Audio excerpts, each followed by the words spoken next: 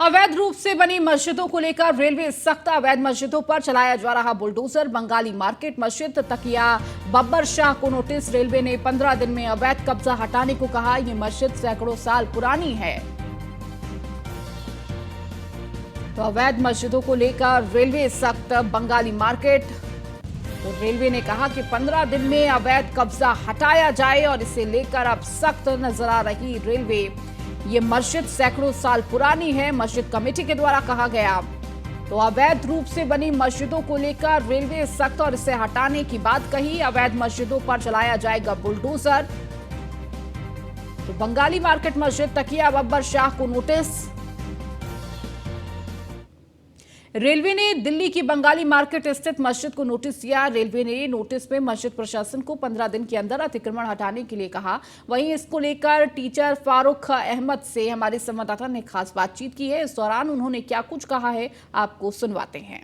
अवैध मस्जिदों और मज़ारों को लेकर अक्सर रेलवे पर सवाल उठते हैं कि रेलवे कार्रवाई क्यों नहीं कर रहा है। और इस वक्त हम बंगाली मार्केट स्थित एक मस्जिद के सामने मौजूद हैं और आपको तस्वीरों में दिखाएं कि एक नोटिस यहां पे चिपकाया गया है। और आप इस नोटिस पर ध्यान देंगे तो सीधे तौर पे लिखा गया है कि सूचित किया जाता है कि जिन्होंने भी रेलवे की भूमि को अनाधिकृत रूप से अतिक्रमित किया हुआ है वो स्वेच्छा से यानी कि 15 दिनों के अंदर हटा ले, या नहीं तो रेलवे प्रशासन द्वारा रेलवे अधिनियम के प्रावधानों के अंतर्गत जितने भी अवैध रूप से मस्जिदें बनी हैं या मज़ारें बनी हैं उनको हटा दिया जाएगा। और इस प्रक्रिया में जो भी नुकसान होगा उसके लिए आप स्वयं जिम्मेदार होंगे, रेलवे प्रशासन जिम्मेदार नहीं होगा, जिससे रेलवे को सुरक्षित एवं संरक्षित रूप से संचालित किया जा सके। यानी कि सीधे तौर पे आप एक और नोटिस देखेंगे, दोनों ही नोटिस पे सेम बातें लिखी गई है और बताया जा रहा है कि ये जो हिस्सा है वो रेलवे की भूमि पर बना हुआ है। हालांकि यहाँ पे मौजूद कई लोगों का ये कहना है कि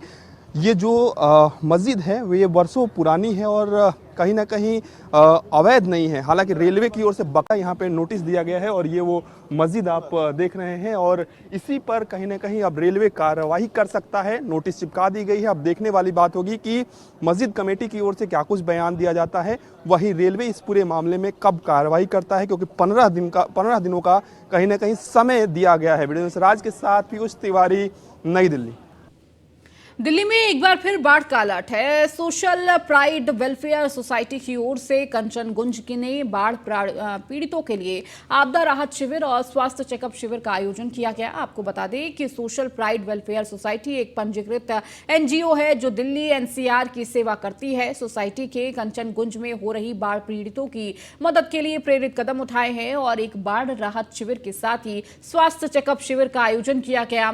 सोसाइटी के प्रमुख डॉक्टर कमाल अहमद और सचिव मखदूम अख्तर ने इस आयोजन के संगठन में एकत्र होकर जन समुदाय से मिले और इस चुनौतीपूर्ण समय में आवश्यक सेवाएं प्रदान करने के लिए अपने संकल्प को प्रकट किया। यहाँ इकट्ठा हुए हैं सोशल प्राइड वेलफेयर सोसाइटी के बैनर के तले, जिसका 12-15 दिन से लगातार फिलैंथ्रोपिक काम बहुत चल रहा है और इस काम में डेली खाने का डिस्ट्रीब्यूशन और आज खुसूसी तौर पर मेडिकल कैंप लगाया गया है। इसके लिए मुबारकबाद के हकदार हैं तो पूरी टीम है और इस टीम के सरबराह हैं डॉक्टर कमाल। डॉक्टर कमाल साहब कब से कर रहे हैं और क्या क्या कर रहे हैं? पिछले 10 दिनों से जब से ये आपदा आई हुई है और रात में मुझे मालूम हुआ, सुबह से हम लोगों ने ये काम शुरू किया। सुबह से हम लोगों को नाश्ता करा रहे हैं, खाना खिला रहे हैं। पिछले 10 दिनों से ये काम जारी है और ये काम करते हुए हमने देखा कि यहाँ पे बहुत सारी बीमारियाँ फैल रही हैं। तो मैंने ये सोचा कि बीमारियों का भी कुछ इलाज किया जाए, तो इसके लिए आज हमने हेल्थ कैंप इन लोगों के लिए लगाया। खाना भी डिस्ट्रीब्यूट किया, करीब 100 लोगों को हमने खाना दिया है और 150 लोग अभी तक देखे जाते हैं। एम्स ट्रॉमा सेंटर के स्पाइन विभाग के हेड डॉक्टर कमरान फारूक और उनकी टीम ने एक बेहद ही जटिल ऑपरेशन को सफलतापूर्वक अंजाम दिया। दरअसल एक 30 वर्षीय युवक को बदमाशों ने पीठ में चाकू घोंप दिया था। चाकू पीठ में रीढ़ की हड्डी में जाकर फंस गया था, जिसे एम्स ट्रॉमा सेंटर ने 12 जुलाई को शाम में इमरजेंसी में लाया गया। डॉक्टर के मुताबिक युवक की हालत गंभीर बताई जा रही थी। मामले को गंभीरता को देखते हुए ट्रॉमा सेंटर के ऑर्थोपेडिक एवं स्पाइन के chief doctor professor Kamran Farooq ने इस केस का गहन अध्ययन करके ऑपरेशन किया। डॉक्टर कामरान फारूक हूँ। मैं यहाँ पर ऑर्थोपेडिक्स का professor, chief trauma centre and spine surgeon हूँ। तो ये एक स्टैबिंग का केस था जिसमें एक चाकू मरीज़ के बैक में घुसाया गया था या अटैक किया गया था असेलेंट्स ने। तो इसमें मेन चैलेंज यही था कि भाई we had to make sure कि इससे और ज़्यादा डैमेज ना हो और पेशेंट की सेफ्टी रखते हुए, हर तरह से वाइटल सेफ्टी रखते हुए as well as spinal cord के डैमेज को सेफ्टी रखते हुए ये चाकू निकालना था। क्या कठिनाई वो सामना करना पड़ा इस दौरान?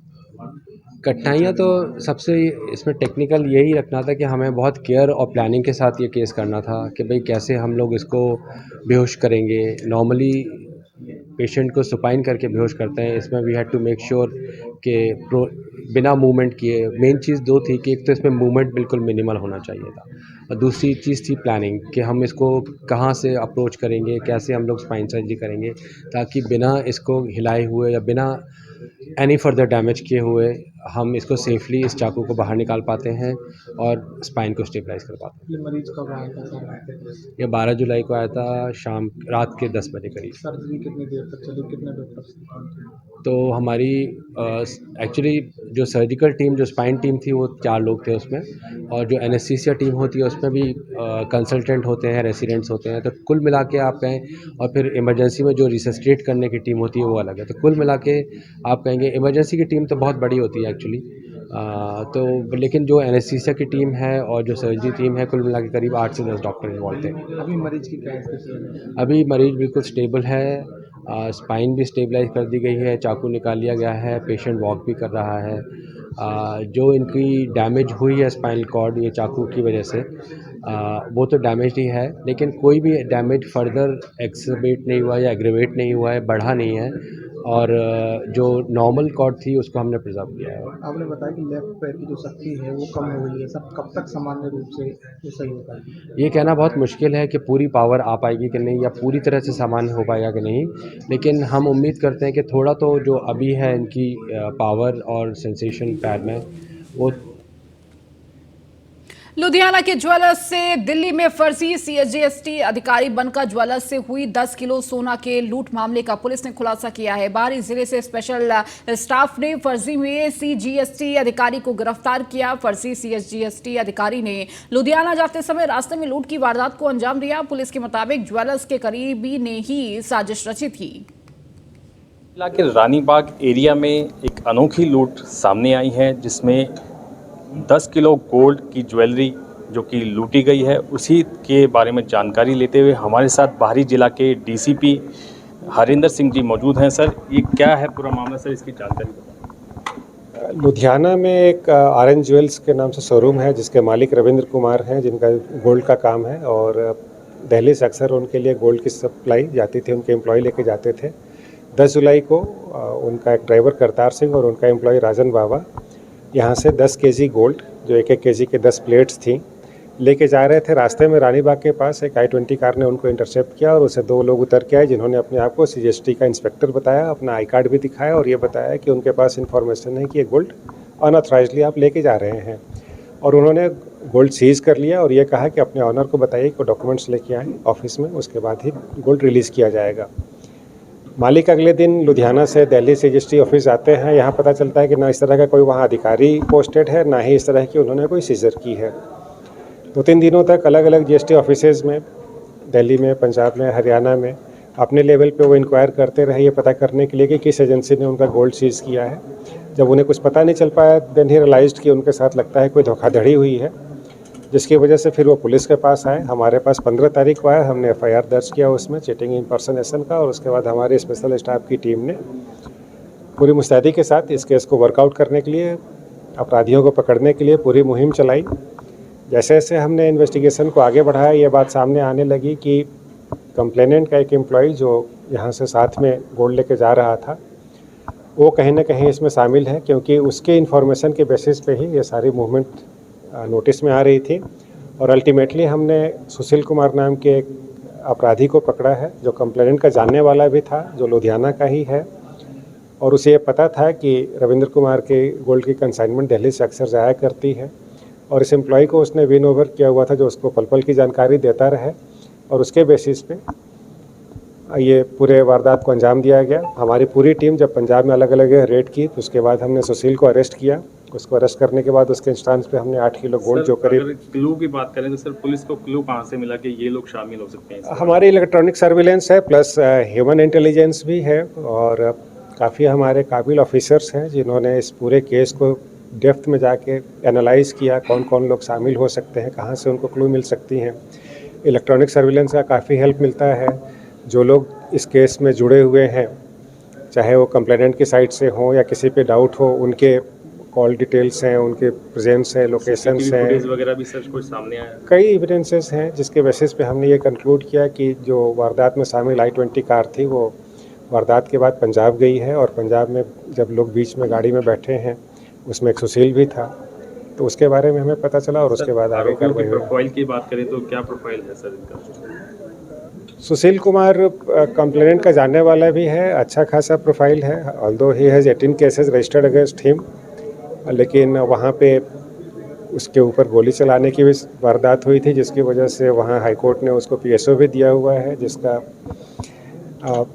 वो काफ़ी फ्लाउंट भी करता था वहाँ जो उसके सोसाइटी में वहाँ के लोगों से बातचीत में पता चला। और इस तरह के वारदात में पहले भी वो शामिल रहा है। सर ये GST ऑफिसर बता रहे हैं कि ये फेक है या क्या? नहीं, इस तरह का कोई GST ऑफिसर नहीं है। हमने उन आदमियों को आइडेंटिफाई कर लिया है, वो सुशील कुमार के ही आदमी हैं जो कि फेक से GST ऑफिसर बनकर गाड़ी रुकवाने में और गोल्ड को सीज करने में शामिल रहे। लोगों को सर पकड़ा जा चुका है और कितने? अभी तक हमने मास्टरमाइंड को अरेस्ट कर लिया है और उससे 8 किलो गोल्ड भी रिकवर कर लिया है।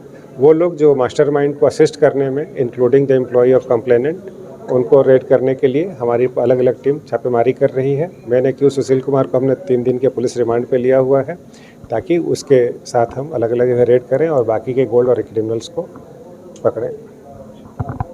तो ये थे हमारे साथ DCP हरेंद्र सिंह जी जिन्होंने ये कामयाबी हासिल की है और आगे भी अपराधियों को पकड़ने की जो तलाश है वो जारी है। न्यूज़ 1 इंडिया के लिए संदीप राणा, दिल्ली। राजधानी दिल्ली के थाना मौर्य एनक्लेव पुलिस को बड़ी सफलता हाथ लगी है। पुलिस ने 2 ऑटो लिफ्टर को गिरफ्तार किया है जिनके कब्जे से पुलिस ने एक चाकू, एक स्कूटी बरामद की है। पुलिस की जांच में सामने आया कि आरोपी पहले भी झपटमारी, चोरी और आर्म्स एक्ट में लिप्त हैं।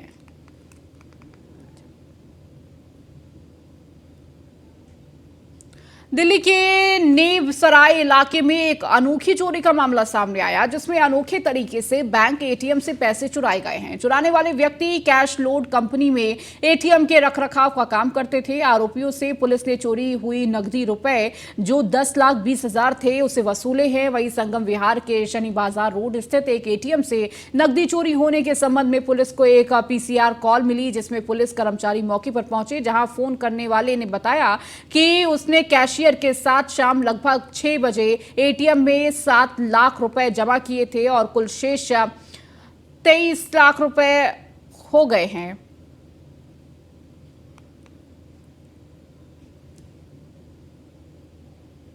पड़पड़गंज पुलिस को बड़ी सफलता हाथ लगी है। पड़पड़गंज पुलिस ने चेकिंग के दौरान अंतर्राज्यीय चोर को गिरफ्तार किया है जिसने अपने साथियों के साथ मिलकर हैदराबाद, तेलंगाना और रामगोपालपेट इलाके में चोरी की थी।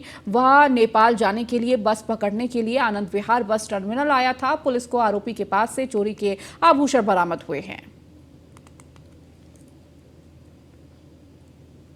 राजधानी दिल्ली में बदमाशों के हौसले इस कदर बुलंद हैं कि बदमाश आए दिन चोरी, हत्या, लूट जैसी वारदातों को अंजाम दे रहे हैं। ताजा मामला उत्तरी पूर्वी दिल्ली के थाना हर्ष विहार इलाके के A ब्लॉक का है, जहां बीती रात करीब 10 बजे बदमाशों ने हथियारों के बल पर एक स्टेशनरी के दुकानदार के साथ लूट की घटना को अंजाम दिया। वह 20,000 रुपए लूट का चंपत हो गए। घटना नजदीकी लगे CCTV कैमरे में कैद हो गई।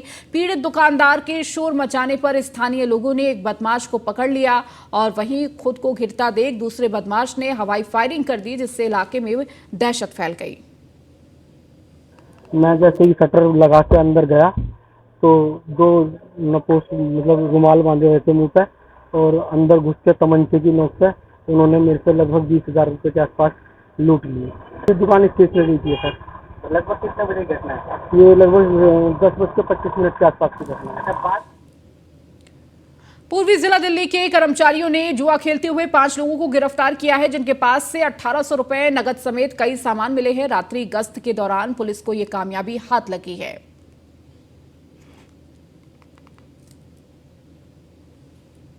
तो कल्याणपुरी के पुलिस को ये सफलता हाथ लगी, जहां पर चोरों की गिरफ्तारी हुई है।